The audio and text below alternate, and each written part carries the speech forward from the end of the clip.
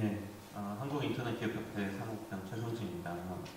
저희 협회에 대해서 간략하게 먼저 말씀을 드리면, 오늘 많이 이야기되고 있는 이제 그 네이버나 다음 같은 그 블로그 서비스 제공하는 기업들을 포함해서 200여 개 기업이 참여해서 활동하고 있는 협회입니다. 그래서 오늘 저를 불러주신 부분은 이제 그 주요 블로거들이 많이 이용하고 있는 블로그 서비스 제공 기업, 그러니까 블로그 서비스 그 운영 주체인 기업들과 또 블로거들 간의 관계에서 여러 가지 이슈들이 많이 있기 때문에 그런 부분에 대한 좀 이야기들을 해달라고 부르시지 않았나요? 그 부분은 좀 그 말씀을 드리고 싶고요.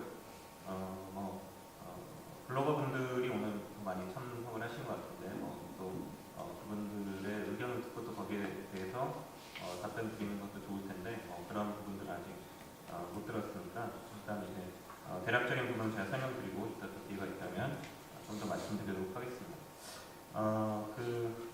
다들 알고 계시는 내용이겠지만 저는 이제 좀 저희 권한영 교수님께서 그 블로그와 관련된 제반 이슈들을 종합적으로 설명을 해주셔서 그 블로그 서비스의 의미에 대해서 다시 한번 짚고 제가 드리고 싶은 말씀을 드리겠습니다. 그래서 블로그 서비스를 그 기업들이 제공하는 이유는 지금은 이제 우리가 생각할 때 너무도 당연한 거지만 블로그라고 하는 것은 말씀하신 대로 이제 그 인터넷상의 어떤 표현, 자신의 개인의 표현을 해줄 수 있게 해주는 어떤 개인 미디어, 1인 미디어의 의미를 가지고 있는데 어떤 표현이든지 가능한 그 공간입니다. 근데 이제 기업들이 우리가 인터넷에서 그런 그 표현을 하고 싶다라고 하면 블로그 같은 서비스를 생각하지 않는다면 기본적으로는 비용을 들여서 도메인을 확장을 받아야 될 것이고 그런 제공하기 홈페이지를 제공하기 위한 어떤 서비스에 가입을 한다든지 또 그런 소프트웨어를 도입을 한다든지 또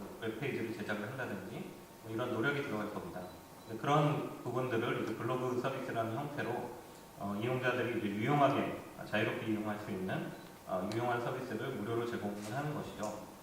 예전에는 이제 그 기업들이 왜 그러면 그것을 무료로 공짜로 제공을 하느냐에 대한 의문이 많았었는데 지금은 아무도 그런 거에 대한 의문을 갖고 있지 않습니다. 그것은 그 서비스 자체는 무료로 제공되고 이용자들이 좀 더 편한 쪽으로 조금이라도 더 어떻게 하면 편리한 서비스를 만들 것인가를 노력하지만 전체적으로는 이제 다른 곳에서 기업들이 충분한 이익을 확보할 수 있기 때문에 이제 서비스를 제공하고 수익은 대체적으로 이제 전체적인 이제 광고 플랫폼을 통해서 벌어들이고 있습니다. 그것이 이제 경제학에서는 이제 양면시장이라고도 이야기를 하고요. 그러니까 이제 그 이용자, 소비자와 실제로 돈을 지불하는 주체는 다른 형태의 이제 시장을 이야기를 하는데요.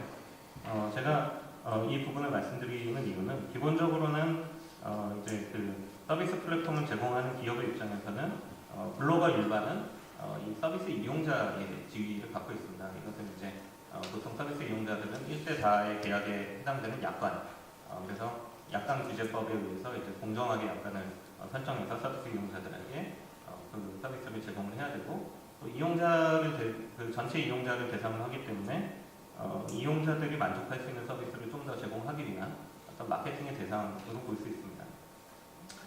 근데 이제 이것이 서비스를 유용하게 인기를 끌다 보니까 여기에서 말씀하신 대로 그야말로 이제 파워블로거가 성장을 하면서 그런 이제 그 일반 이용자 일반의 이해관계, 그러니까 일반 이용자 일반은 좀 더 유용한 서비스를 제공을 해주고 그러면 내가 여기 들어가서 내가 번거롭게 소프트웨어 구입하고 설정 블로그 운영하느니 이 기업이 제공하는 서비스에 가입을 해가지고 그냥 편하게 써야 되겠다라는 걸 통해서 충족될 수 있었던 것과 어떤 파워블로거가 가지는 이해관계가 좀 더 달라질 수 있는 것이 파워블로거는 그야말로 이제 그 힘이 있는 많은 트래픽을 발생시키기도 하고 또 온라인상에서 여러 가지 영향력을 발휘하기도 하고 또 그걸 기반으로 해서 그냥 일반적인 개인 이용자의 관점이 아니라 이걸 통해서 뭔가 수익을 창출하거나 좀 더 이제 비즈니스 영역으로 확대해 보려고 하는 부분들이 생겨서 이런 부분에서 이제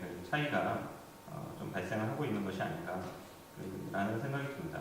그래서 그래서 기본적으로 이제 뭐 블로그 광고 게재 이슈도 그렇습니다. 블로그의 광고 게재는 우리가 이제 기업들이 광고를 통해서 대부분 이제 수익을 벌어들이고 있는데 기본적으로 광고가 덕지덕지 붙어 있는 서비스를 선호하는 이용자는 없습니다. 그것은 이제 블로거 개인도 마찬가지일 것이고 그것을 이용하는 사람들도 마찬가지입니다. 그래서 사실은 블로그 그 개인의 블로그 영역에서는 기업들이 가능하면 광고를 함부로 붙이지는 않습니다.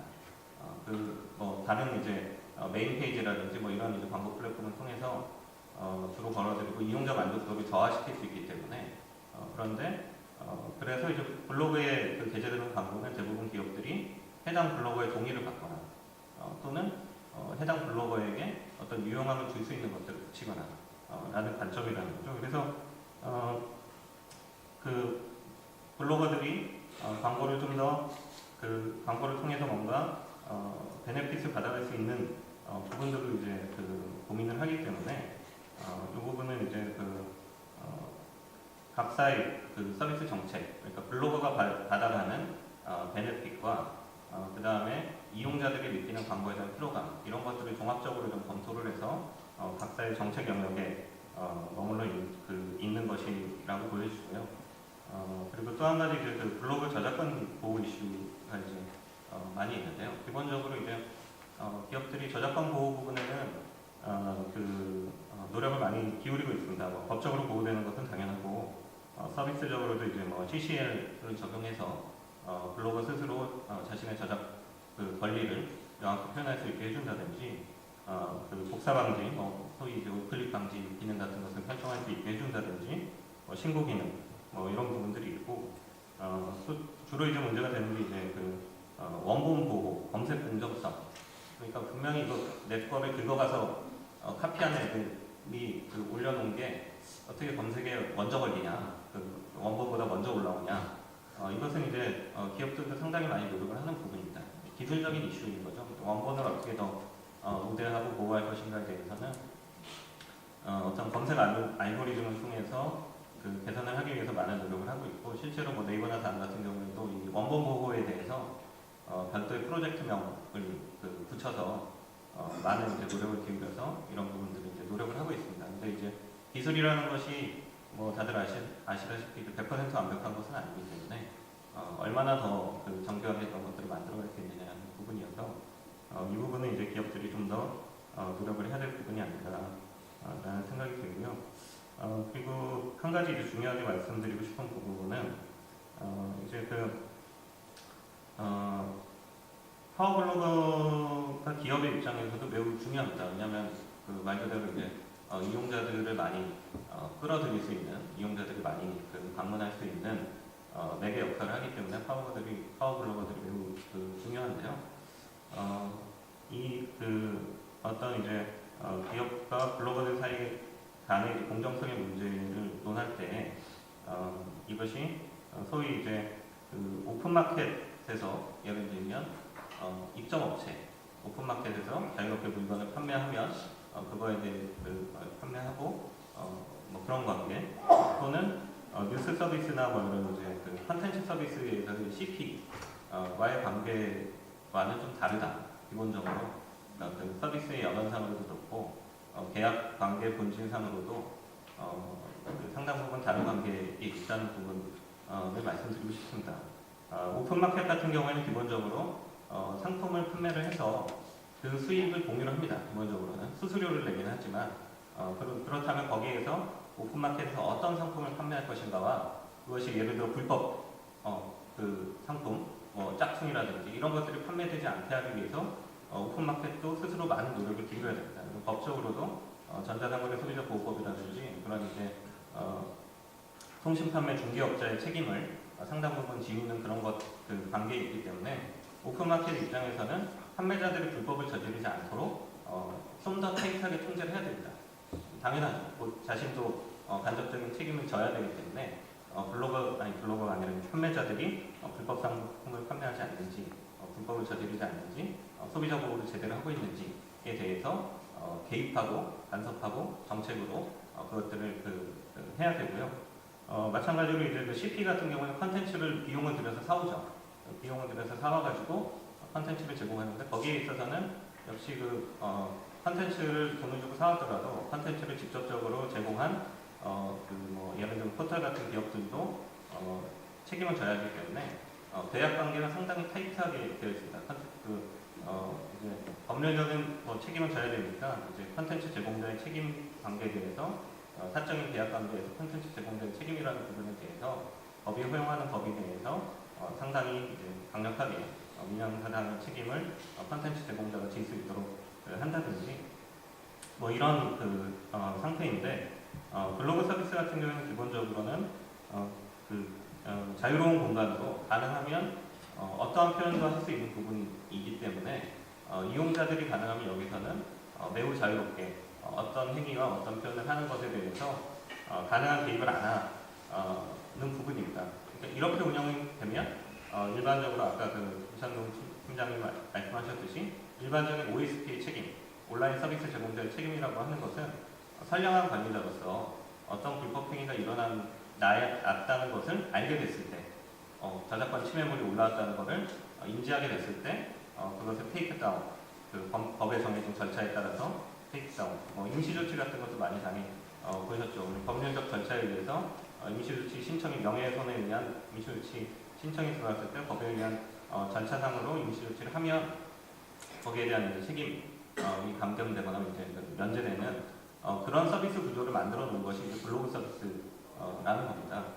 그래서 만약에 이제 이런 부분에서 파워 블로거들이 중요하고 소중하기 때문에 이제 기업들이 마케팅 측면에서 파워 블로거들을 지원할 수 있는 정책들 이라는 것들은 많이 하려고 노력을 합니다. 그래서 파워 블로거를 지정하기도 하고 예전에 이제 다음 같은 경우에는 다음 주나 이런 데서 컨텐츠 제작 지원 이렇게 해가지고 그런 비용을 제공하기도 하고는 했습니다만 이것이 이제 근본 틀이 흐트러지는 문제에 대해서는 기업들이 이제 고민이 많다. 그러니까 예를 들면 파워블로거 지정제도 문제도 그러면은 이용자들이 자유롭게 표현하고 한 부분들에 대해서 기업이 예를 들어 이 블로그에서는 불법 컨텐츠가 게시되지 않는지 또는 이 블로그에서는 기업으로부터 뭔가 돈을 받았지 않는지라는 것들을 일일이 간섭하고 개입하고 하겠다라는 것을 선언하는 블로거는 없을 겁니다. 그러면 그것은 이제 완벽한 이제 비즈니스의 영역으로 가기 때문에 그런 이제 좀 더 계약상에 의해서 본격적으로 사업을 하는 영역이 될 것이고요.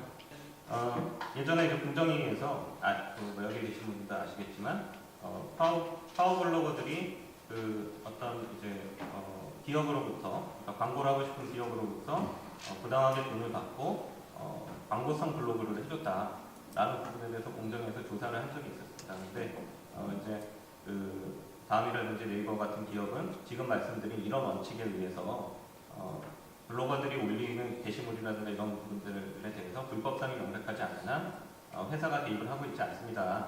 라는 설명을 했더니 공정위 입장은 파워블로거 제도는 왜 운영을 하느냐. 이들이 파워블로거라고 지정을 해가지고 파워블로거라는 그 지정된 파워블로거 중에서 지금 소비자 피해를 일으킨 사람들이 있는데 너희도 책임이 있는 것이 아니냐 라고 해서 그 부분에 대해서 다음의 입장, 네이버의 입장을 밝혀라 라고 했다는 거죠. 그러니까 그런 관계입니다. 그러니까 예를 들어서 기업이 파워블로거를 좀 더 지원을 해주고 좀 더 수익을 얻을 수 있게 해주고 이런 정책들을 취하면 블로그의 자유도가 내려갑니다. 왜냐하면 그 책임으로부터 자유로울 수 없기 때문에 단지 자유롭게 이용하도록 해준 것이 아니라 파워블로거 제도를 운영하고 여러 가지 이제 정책들을 통해 가지고 육성하고자 했다면 그런 법률적 책임으로부터 자유롭지 않기 때문에 블로그의 자유도가 당연히 내려가는 거죠. 그래서 블로그의 자유도를 가능한 한 높이기 위해서는 그 기업의 지원과 개입과 정책 이런 것들 당연히 아주 낮은 수준에서 이루어질 수밖에 없는 어떤 트레이드오프 관계가 분명히 있습니다. 그래서 사실은 파워블로거 제도 자체도 네이버나 다음 같은 경우에는 어떤 식으로 지정하고 이런 부분에 대해서 고민이 많기 때문에 여러 가지 변화를 가급적이면 이제 인위적으로 그 블로그 스퀘어에 개입을 안 하는 쪽으로 지향을 하고자 합니다. 그래서 기본적으로는 이 지금 드리는 말씀은 제 개인적인 의견입니다만은 아까 이제 블로그 생태계 활성화라는 부분은 앞서도 말씀을 해주셨는데요. 기본적으로 이제 블로거들의 표현의 자유를 이제 좀 더 보장할 수 있는 방향, 그리고 또 글로벌 생태계를 좀 더 활성화시킬 수 있는 방향, 이런 쪽으로 이제 좀 대안을 많이 모색을 해가야 되지 않을까 싶습니다. 예.